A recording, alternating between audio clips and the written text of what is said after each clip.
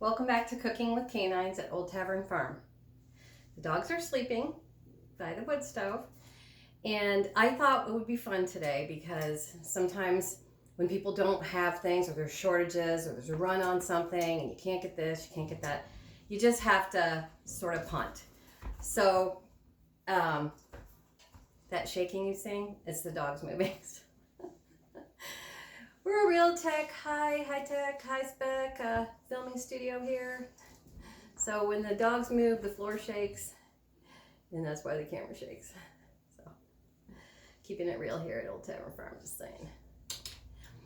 Anyway, I thought it would be fun to show you guys a nice, fun vintage recipe from the Rumford Complete Cookbook Revised.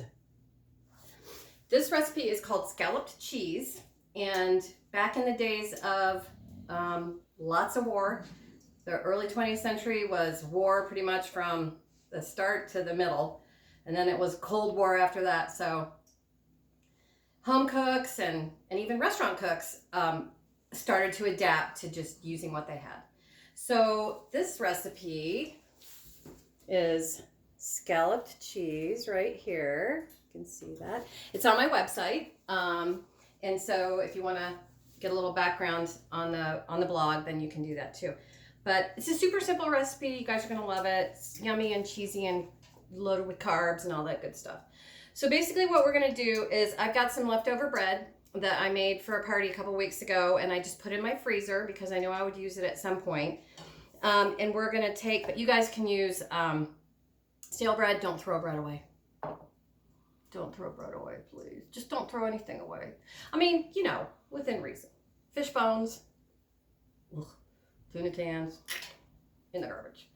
So I'm going to take this. You guys can use, if you don't make your own bread, you can use stale sandwich bread. You can use stale fresh French bread. You can use fresh French bread. You can use whatever you have.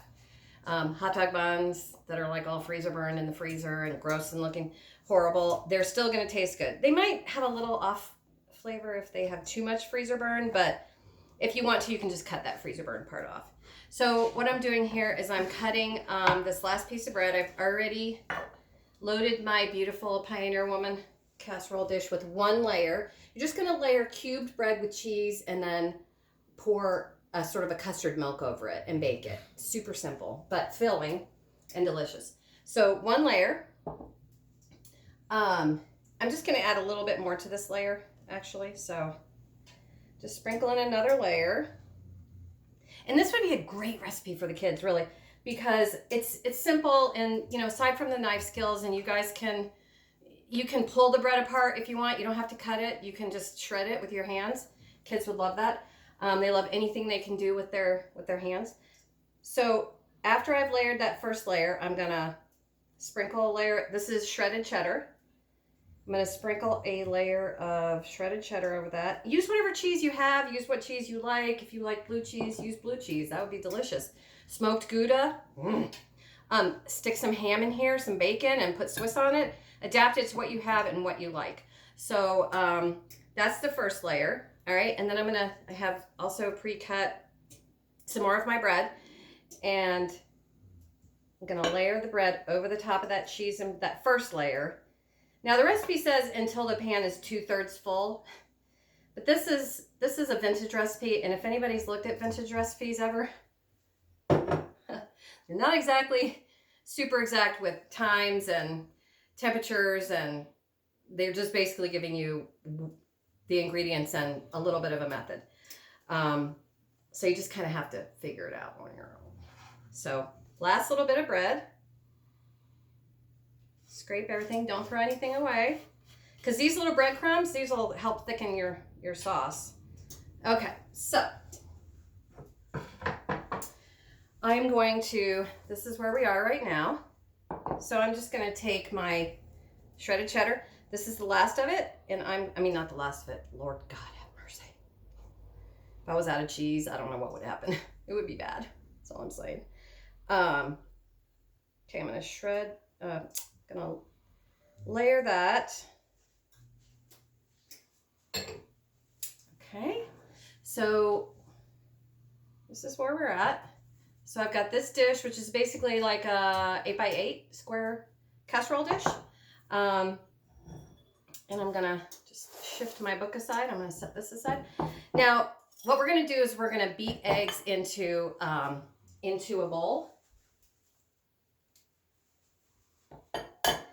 And then we're gonna pour milk over it, which is basically just what we call a custard milk. Because custard, ice cream, any of that stuff, all it is eggs and milk and sugar, depending on whether it's a sweet or savory dish. I find that if I scramble my eggs first and then add my milk, does it body good? The eggs scramble more easily and it's more thoroughly mixed in. Okay, so I'm gonna add my milk into my scrambled eggs, salt and pepper, mix that in. And then I'm gonna pour that right directly over my dish of bread and cheese. And then I'm just going to take my, woo, boy, I just threw a whole bunch of milk all over the kitchen. My whisk, that's what this is called, a whisk. Oh, yeah. And that's it. That's all we do. And then we're going to stick it in the oven. So I'm going to go over here to my oven. In the oven. Now I do have one that I made just, slightly a few minutes before I did this one. So I'm going to get it out, and it's not quite cooked, but you can kind of get the idea where the bread is soaking up the custard milk and the cheese is melting. So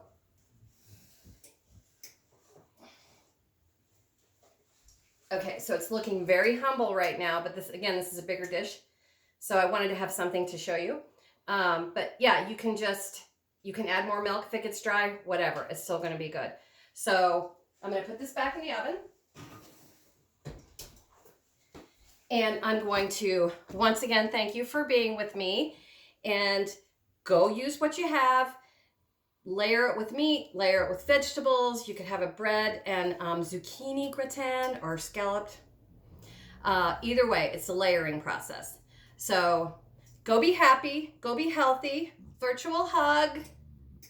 Thank you for visiting. Bye-bye.